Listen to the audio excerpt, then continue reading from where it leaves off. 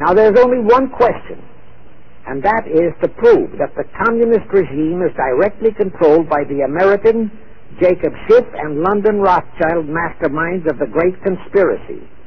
A little later, I will provide that proof that will remove even a remote doubt that the Communist Party, as we know it, was created by those masterminds, capitalists, if you will note, that Schiff, the Warburg, and the Rothschilds planned and financed the entire Russian Revolution, also the murder of the Tsar and his family, and that Lenin, Trotsky, and Stalin took their orders directly from Schiff and the other capitalists whom they supposedly are fighting.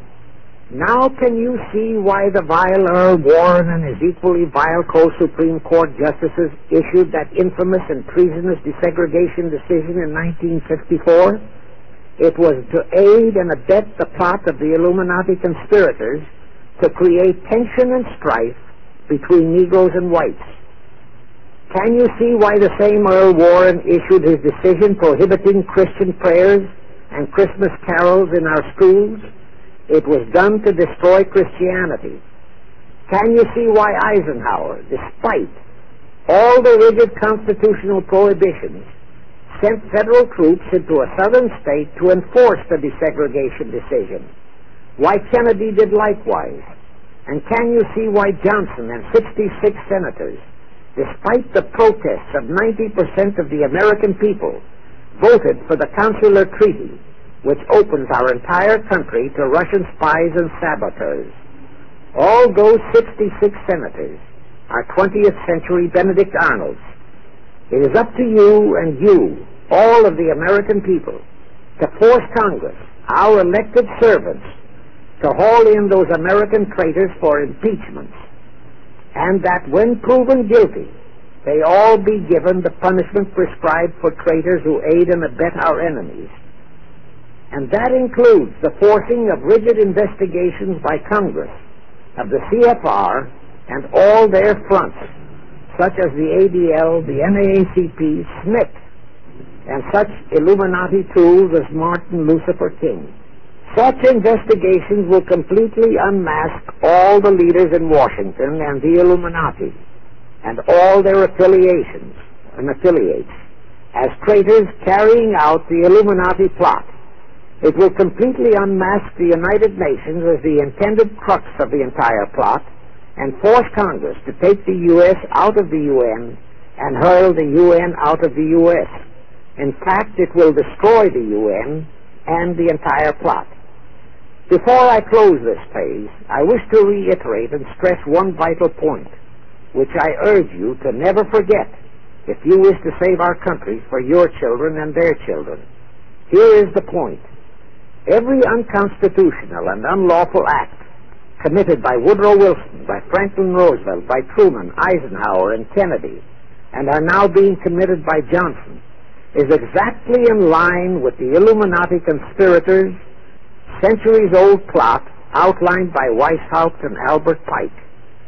Every vicious decision issued by the traitorous Earl Warren and his equally traitorous Supreme Court justices was directly in line with what the Illuminati blueprint required.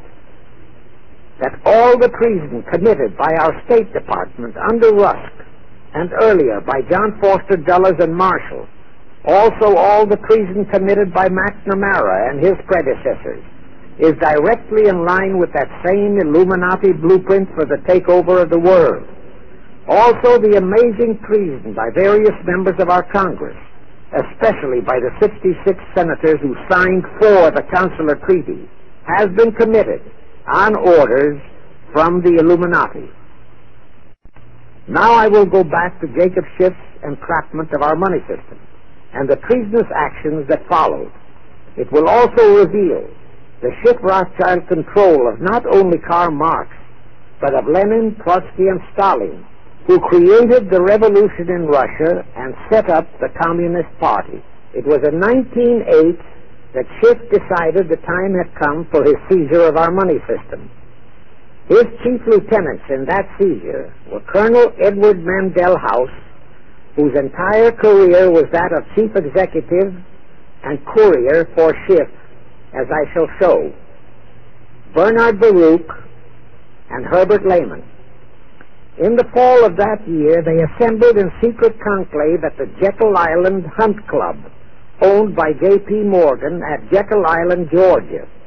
Among those present were J.P. Morgan, John D. Rockefeller, Colonel House, Senator Nelson Aldrich, Schiff, Stillman and Vanderlip of the New York National City Bank, W.N.J. Seligman, Eugene Meyer, Bernard Baruch, Herbert Lehman, Paul Warburg, in short, all of the international bankers in America, all of them members of the hierarchy of the Illuminati's great conspiracy. A week later, they emerged with what they called the Federal Reserve System. Senator Aldrich was the stooge who was to railroad it through Congress. But they held that railroading in abeyance for one chief reason. They would first have to plant their man, an obedient stooge, in the White House to sign the Federal Reserve Act into law.